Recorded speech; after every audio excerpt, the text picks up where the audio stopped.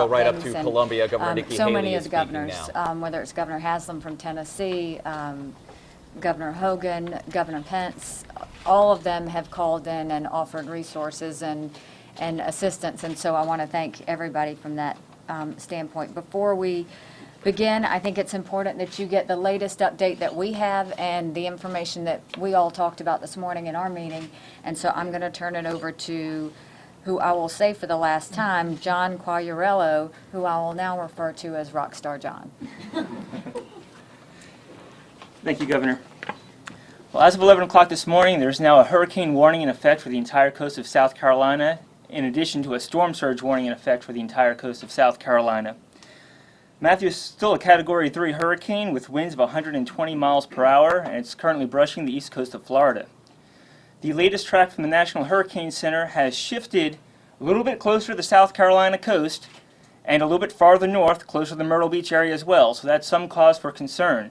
The storm will start working up toward the South Carolina coast tonight. It's expected to move just along, potentially even making landfall somewhere along the South Carolina coast sometime during the day tomorrow, and then start moving away later tomorrow night. So given this track, we have significant concerns in terms of impacts to the state. I think one of the greatest impacts would be the threat for storm surge. Right now, we're looking at the potential for disastrous and life-threatening storm surge inundation along the coast. It's especially true for the central and southern part of the coast, down, across Charleston, down near Beaufort. In a worst-case scenario, if this storm makes landfall, storm surge inundation, so that's how high the water will get above normally dry ground, could be over 8 feet. That is a lot of water. The storm surge is not going to just be at the coast. The storm surge can extend miles inland. So it doesn't matter that you don't have a beachfront home. You could be impacted by the storm surge well inland. You need to be aware of that. In addition, we expect significant damage to coastal structures due to the combination of very high inundation, battering waves, and high tides. Some of the more vulnerable areas, we have Defusky Island, Hilton Head Island, Hunting Island, Folly Beach, Wild Dunes, Edisto Beach, even places like Daniel Island could all be impacted by the storm surge. Roads in and out of barrier islands will become impassable due to the surge. If you don't evacuate now, you will likely become stranded. In addition to the surge threat, heavy rainfall is going to be an issue. For coastal areas, as much as 8 to 14 inches of rainfall is expected, and even as you head in toward the Midlands, we still could see 3 to 6 inches of rain. Because of that, a flash flood watch is in effect, pretty much from Rock Hill down through Aiken and all points east of there. So heavy rainfall is another concern for us that could result in flash flooding. You take a place like downtown Charleston, where you have not only the storm surge coming in, and now you have that heavy rainfall, and we're looking at the potential for deadly flooding on the Charleston Peninsula. We also want to mention the threat of winds. Now with this closer track, we could see sustained hurricane-force winds along the coast. That's going to bring extensive damage to trees. We'll see some structural damage to homes.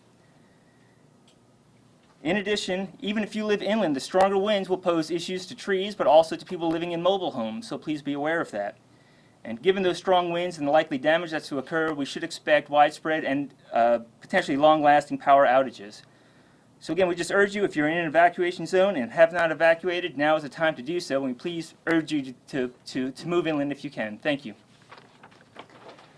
So you've now heard what we discussed this morning, which is the storm, as we hoped it would relieve a little bit of the situation. I think we are seeing that it is getting worse, and so we are looking at major storm surges. We're looking at major winds. We are looking at wet grounds, which could be flood-like, like what we saw last year.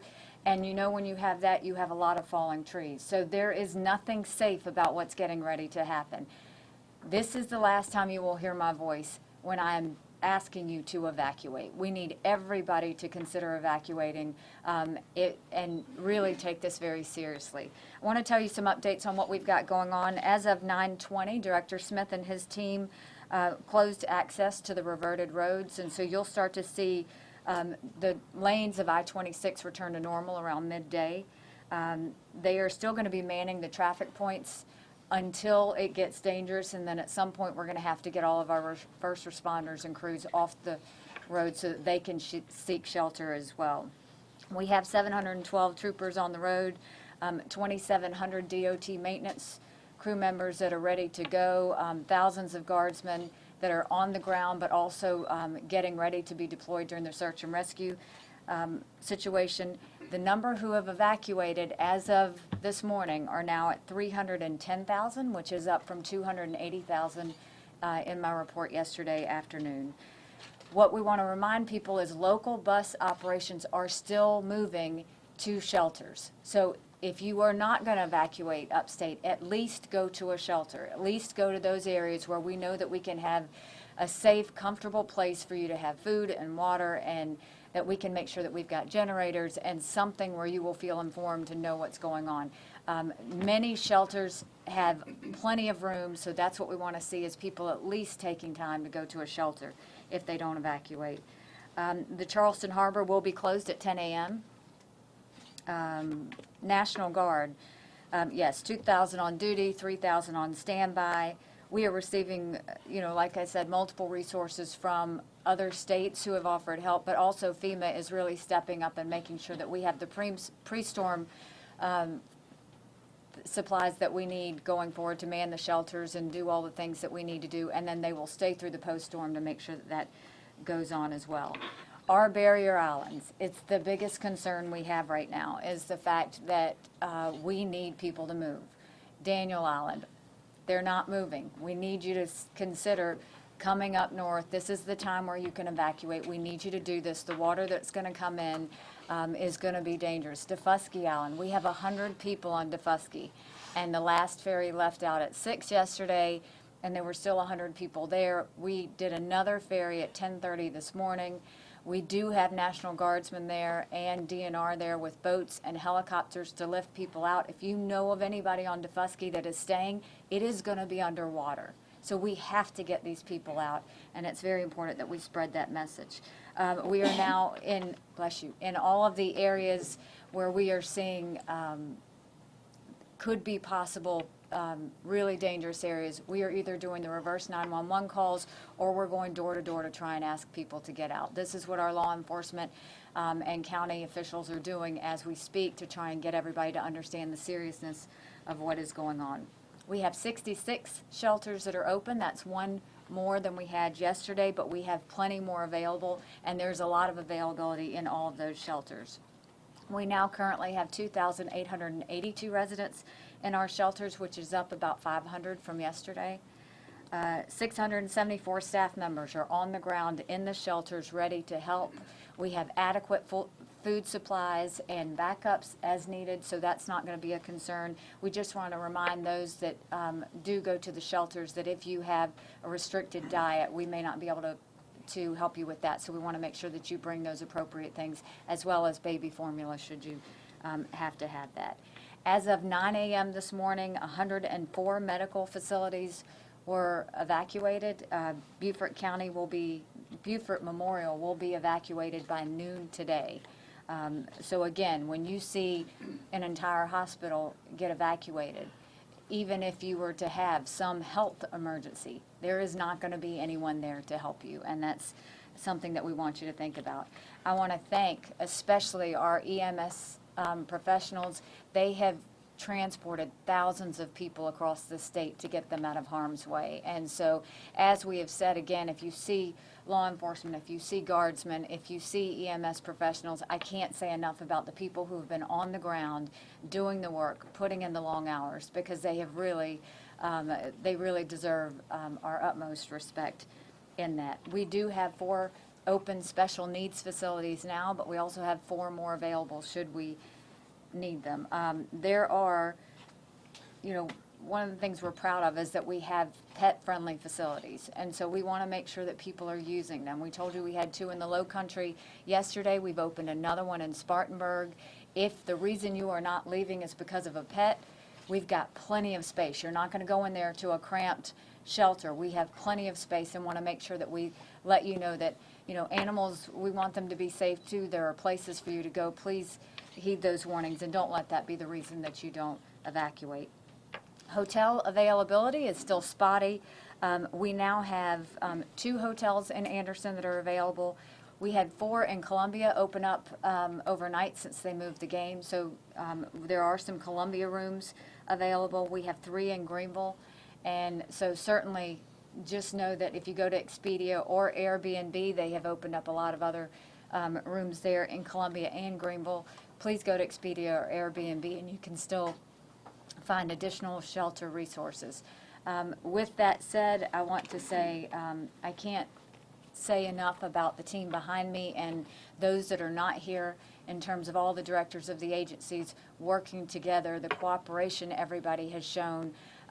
We understand the situation that is before us, and it is not a good one. This is the last time you will see me before we are actually in storm mode. So please evacuate, even if it's to a shelter. Even if you suddenly are sitting at home, we have shelters in Charleston and in every county on the coast that we can have and take care of you during this process. But we are now getting ready to see some really tough weather.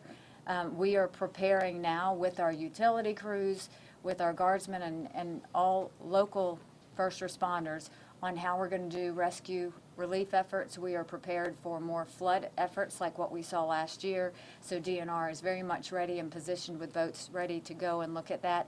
Everybody is already planning on what happens after the storm. I would ask you, if you are even in the Midlands areas, hunker down, stay home, stay out of this. We're going to see a lot of rain and we're going to see a lot of wind as well. So when you have that much rain, we saw a lot last year where trees come down and it becomes unsafe. So our goal is to try and make sure that we protect all the areas before people get out on the roads.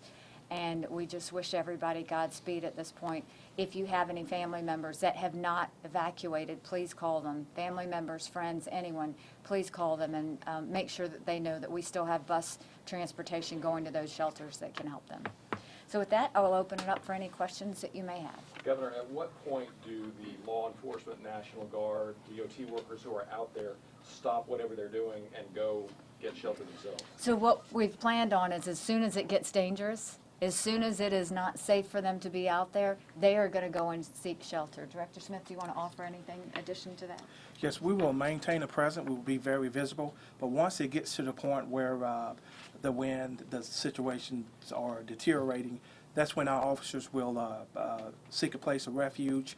And soon as the winds abate, that's when our officer will push forward to provide recovery efforts. Where do you expect the hurricane to, sorry, I'm down here. Oh, I was looking Give for me. you. Okay. Print meeting. Where do you expect the hurricane to make landfall? Right now, the track, if Derek could call it up, takes it very close to the South Carolina coast. And as you see there, 8 a.m. Saturday, it's very near the Charleston coast. Yeah. So, you know, any slight deviation in that track by a few miles could make a difference of landfall or not, and that also changes the impact. So, you know, we might get skirted with the eye wall, it might pass just offshore, but if it goes onshore, then we would expect the conditions to be worse in terms of the storm surge and things like that. Are those 100 people on Bufsky Island being rescued, or what's the situation there? We're trying to convince them to leave. I mean, they're just not leaving. And so when the last ferry left yesterday, you know, our goal is to go out and see who's out there still, who we need to know is out there. And, you know, I can't thank DNR enough and the guardsmen on the ground that are really trying to show them the importance of leaving. So we did do one more ferry today. We haven't gotten the numbers as to how many were on that ferry, but we are going to continue as long as we can to have DNR boats and National Guardsmen there on helicopters to be able to still take them out, because we want to try and do as much as we can. When it's time for people to go back to Charleston, will you be doing lane reversal in the opposite direction? We are going to be planning all of that and have been talking about all of that and how we're going to do it. So we're still in logistics mode of search and rescue. So those are details that we do have, but that we're not prepared to release yet, just because we want to watch the change of the storm. How do you think of course we all know now that the football game will be on Sunday, how do you think those 80,000 people might affect any operations to do with this?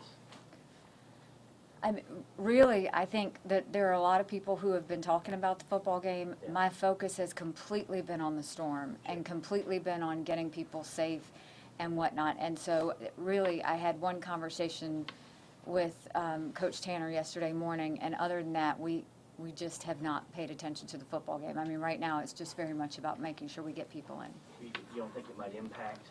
I can let Secretary Hull talk about if any traffic conditions that may Yes, I happen. mean, we'll be working with law enforcement to help make sure things are flowing. It's my understanding that there's been some coordination work that's been going on with the University Police Department, I believe that's correct, Director Smith, to try to help move things along. And of course, we'll be looking at the logistics on the reentry, as the governor mentioned, so we'll blend all that together at the appropriate time.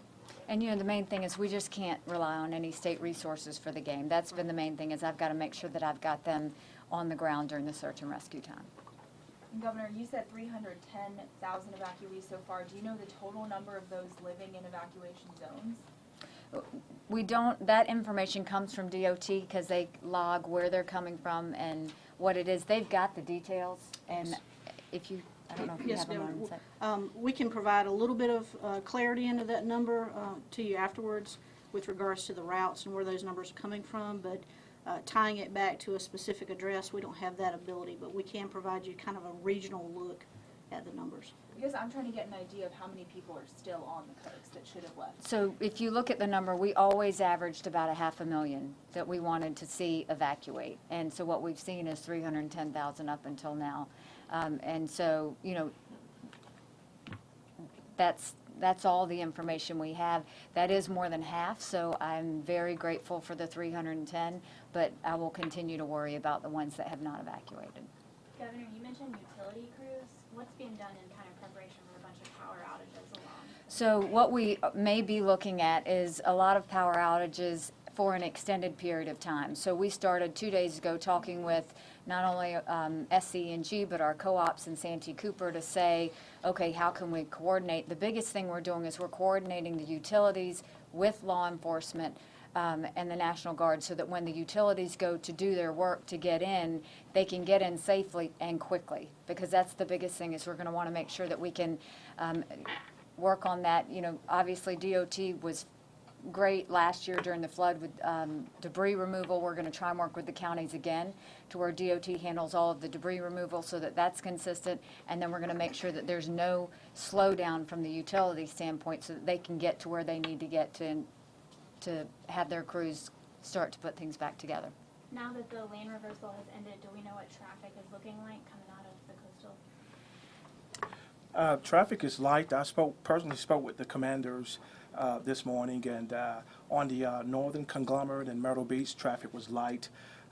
In the Beaufort area, I spoke with the commander regarding US 21 and US 278. Traffic was light, and obviously on the lane reversal coming out of Charleston, both sides, the reverted side as well as the westbound lanes, were basically light. Which we would like to see heavier at this point. And so hoping after this press conference, people will be encouraged to go and fill those roads up while we can before the storm hits. Do we have an idea where the Beaufort Memorial Hospital evacuees ended up? So to multiple places. Yeah, I do have. Do you have it? Yes, Okay. yeah. Late breaking. Good. Yes, so we had to obviously match people up, find beds available, and so patients from Beaufort Memorial ended up going to Aiken, Anderson, Dillon, and Sherraw. So it's a very coordinated effort, and again, we just appreciate everybody's cooperation. And have there been any dam inspections ahead of this? What's going on with the dam situation?